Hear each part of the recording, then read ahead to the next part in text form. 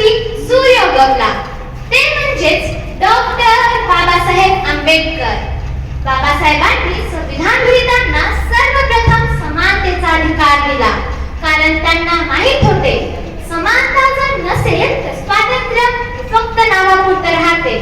म्हणूनच संविधानातील कलम 17 द्वारे अस्पृश्यता कायमची रद्द करण्यात आली. ही फक्त कायद्याची तोड नव्हती, तर शतकानुशतकांच्या अन्यायाविरुद्ध उभा राहिलेला मानवतेचा बुलंद आवाज होता.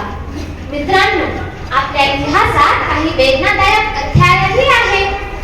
केरळमध्ये एकेकाळी खालच्या जातीतील महिलांवर मूलकर नावाचा कर लावला जात असे. स्त्रीने आपला सन्मान जपण्यासाठी अंग झाकायचे ठरवले तर तिला कर भरावा लागत असे. ही किती मोठी सामाजिक शोकांतिका होती.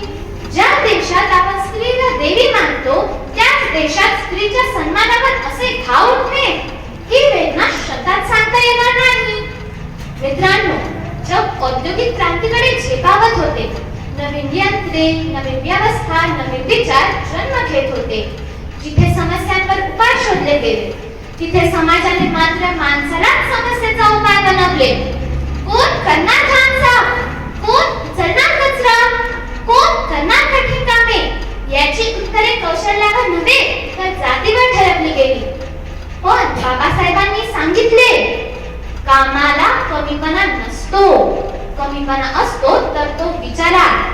त्यांनी श्रमाचा सन्मान शिकवला, शिक्षणाचे महत्त्व पटवून दिले आणि स्वाभिमानाने जगण्याची प्रेरणा दिली.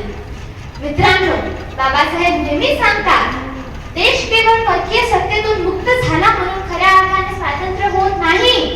जोपर्यंत समाजात माणूस माणसाला समान मानत नाही, तोपर्यंत स्वातंत्र्य अपूर्णच राहते. म्हणूनच त्यांनी सर्व धर्म, सर्व जाती, सर्व वर्ग यांना समान अधिकार देणारे संविधान घडवले. मित्रांनो, बाबासाहेबांच्या महानतेचा एक सुंदर प्रसंग इथे सांगते. बाबासाहेब एकदा स्टेजवर भाषण करत असताना गर्दीतला एक साधा माणूस त्यांचा सत्कार करण्यासाठी उभा होता. पण तो स्टेजवर यायला कचरला, कारण त्याला वाटत होते की मी बाबासाहेबांच्या उंचीचा नाही. तेव्हा बाबासाहेब स्वतः खाली उतरले, त्याचा सन्मान स्वीकारला आणि त्याला मिठी मारली. ही घटना सांगते की महानता पदात नसते, तर महानता माणुसकीत असते. तो जो माणूस होता तो साधा सुद्धा माणूस नव्हता. तो या महाराष्ट्राच्या जनतेला सांगत होता की एक वेळ भाकरी कमी खा, पण मुलांना शाळेत जरूर पाठवा. असेच सांगणारे, समाज जागृती करणारे संत गाडगे बाबा होते. कारण शिक्षण हेच खरे स्वातंत्र्य आहे. संविधान पूर्ण झाल्यानंतर बाबासाहेब संविधान सभेतून बाहेर पडत असताना त्यांना जे.बी. कृपलानी यांनी विचारले, बाबा साहब, आज आप बहुत खुश लग रहे हो, क्या बात है? तर बाबासाहेब उत्तर देतात, आज तक राजा रानी के पेट से पैदा होता था, लेकिन आज के बाद राजा रानी के पेट से नहीं बल्कि मतदान पेटी से पैदा होगा. म्हणूनच आपण सर्वांनी जागरूक नागरिक म्हणून 100% मतदान केले पाहिजे. कारण देश खऱ्या अर्थाने तेव्हाच स्वातंत्र्य होतो जेव्हा प्रत्येक हाताला काम मिळते, प्रत्येक मुलाला शिक्षण मिळते आणि प्रत्येक माणूस दुसऱ्या माणसाला समान मानतो. शेवटी मी जाता जाता एवढंच म्हणेन, अरे मर्द मराठी मातीचा तू स्वाभिमानी मूल निवासी आहे. अरे मर्द मराठी मातीचा तू स्वाभिमानी मूल निवासी आहे.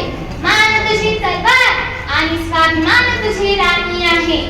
झेलून अपमानाचे धडे छाती तुझी निधडी आहे. झेलून